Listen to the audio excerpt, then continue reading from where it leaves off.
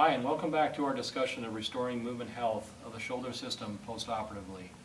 Within the subacute or now active assistive stage of rehabilitating a surgical repair of the rotator cuff, the focus, while still paying close attention to protecting the repair, alleviating pain, and progressing the passive recovery of mobility, we begin to invest efforts to enhance a patient's own volitional contributions towards restoring functional movement capacities. As we have previously discussed, and within this stage of recovery, more than ever, the subtle details associated with therapeutic influences significantly make a big difference in whether your patients sufficiently achieve restored movement health, evidenced by an able and willing force couple system via a dynamically active rotator cuff, or whether they are destined to labor along with the required underlying substitutions often associated with their pre-surgical presentation. In terms of promoting a graded return of dynamic participation on the part of the rotator cuff, we must be assured we are getting the facilitative message to the anticipated weakened muscles of the rotator cuff. Due to all that our patients have been through in terms of pain history, eventual surgical repair, potential atrophy, and potentially lingering inflammatory conditions, we can anticipate varying levels of motor inhibition. What must be remembered is that the first sign of fatigue or pain avoidance, the patient's nervous system at reflex speed will revert to substitutions.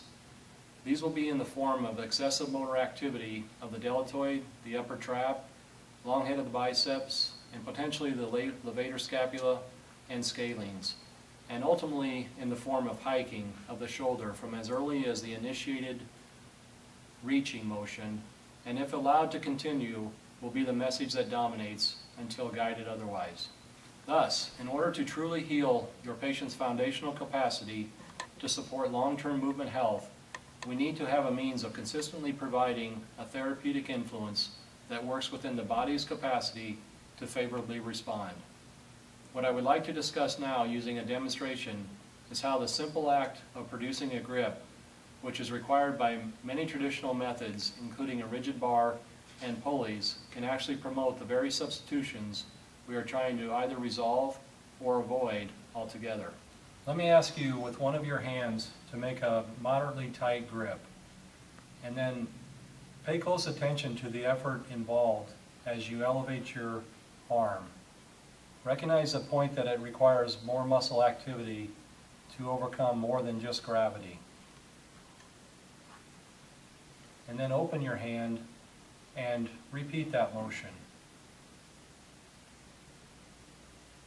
And again, just try to feel the difference. Try it a couple times. Gripped hand and then open hand. And just feel the subtlety within the two. And you can try that in different directions of motion, and I encourage you to do that. And then, after feeling that subtle yet important difference, if you think back to what we have discussed in terms of either promoting or moving away from substitutions towards true movement health, there's a lot at play within the grip itself. Think about that for a moment, of what comes to mind that's associated with the action of gripping. And then put your mind in the body of a patient, and then think in terms of how that would feel to their body, trying to promote a gripped hand along with the effort of trying to really establish a detailed message to the depths of the repair, where you're trying to most effectively impress upon the muscle, the neuromuscular messages of restoring the role of the rotator cuff. So number one, a grip is generally associated with a protection, the startle response. So our patients historically have been in an elevated sympathetic state. So it's the last thing we want to do is to try to promote any memory pattern of protection. Secondly, more on a mechanical level, a grip requires proximal stabilization. So while at first a person may adequately be able to create a grip, but you can be confident that that role of proximal stabilization to produce that distal action will more than likely fatigue, and then the patient is vulnerable to being left with just the action of the substitution muscles we've previously described. And that's what the body will promote, because the patient knows they want to elevate their arm, and if it's with that gripped, rigid bar, then that's what you're going to be promoting. And the third thing associated with a grip is that you're essentially, in the patient's body, producing a co-contraction by the action of a grip. With the combined finger flexors and the wrist extensors, you're promoting a self inhibition or interference of the act of easing motion into elevation. Where with the upper extremity ranger, it allows the articulation of the open hand.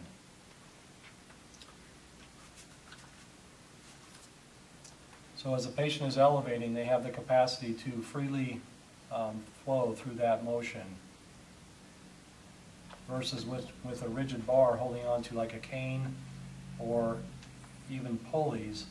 That's going to be the labor message that we've just discussed for those underlying neuromuscular principles.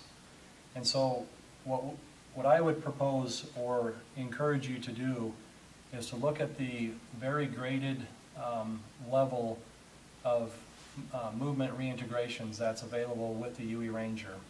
In previous videos we've described neuromuscular reeducation, and in our website as well as the manual, it talks in great detail about getting that message back to the supraspinatus, the external rotators, the serratus anterior.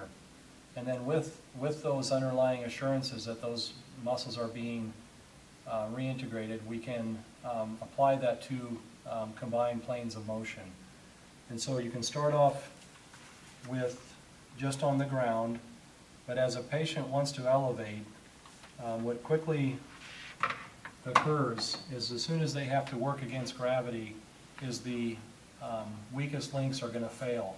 And so what we have found with the capacity to load the shoulder, just putting a light force against the wall mount, that a person can actually receive a stabilization message. And then what we encourage is a patient just to simply work in a very short arc motion, that they can truly establish strengthening and endurance recoveries at that particular interval. And then you can easily just combine planes of motion. So oftentimes the external rotators become inhibited. So if you can facilitate that prior to the act of reaching, just flowing into a reach. And you can also involve the legs. So just distributing that effort of reaching through the whole body offers a influence that is supportive, again, of the very dynamic and inherently unstable shoulder joint. And then you can just progress it up.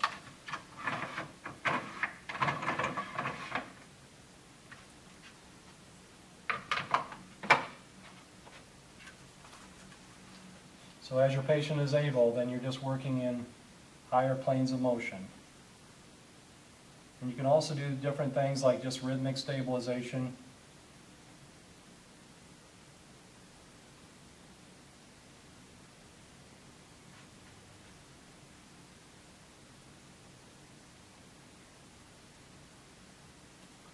But all the while paying very close attention to the propensity of your patient to revert back to substitutions. So at that point, if you're recognizing fatigue, then you just want to incrementally reduce just in a cooling down manner. The difference between a gripped hand with traditional rigid bars or pulleys versus a UE Ranger was demonstrated by the Cincinnati Sports Medicine, with the UE Ranger demonstrating superiority with the capacity to more efficiently return a patient's passive range of motion, as well as return them to their desired functional capacities. So both objective motor recovery, motor mechanical recovery, as well as functional capacity were more efficient. So there is truly a difference, and I would encourage you to take a close look at the subtleties as you elevate your capacity to deliver for your patients. We recognize in this changing healthcare that we are going to have less time with our patients. Therefore, each visit and each message that we give to our patients will determine that rate of recovery within the visits allowed per patient. Allow the UE Ranger to optimally support your clinical knowledge and skills. Allow your enhanced abilities to reflect favorably on your clinic in terms of increased referral sources as a result of your ability to truly promote surgical healing towards optimal movement health recovery. Let us hear from you, as we are here to help. We invite you to visit our website at ueranger.com, where you can find further resources to support using the UE Ranger with your patients. You'll be able to download a clinical manual and home exercise program, as well as view the supporting research and testimonials of both professionals and patients. We'd be happy to answer any questions you might have or discuss in more detail the features of the UE Ranger Movement Health System. Please call us at 402-210-8406 or email us at rehabinnovations@cox.net. We look forward to showing you how powerful the UE Ranger can be for your patients and your practice.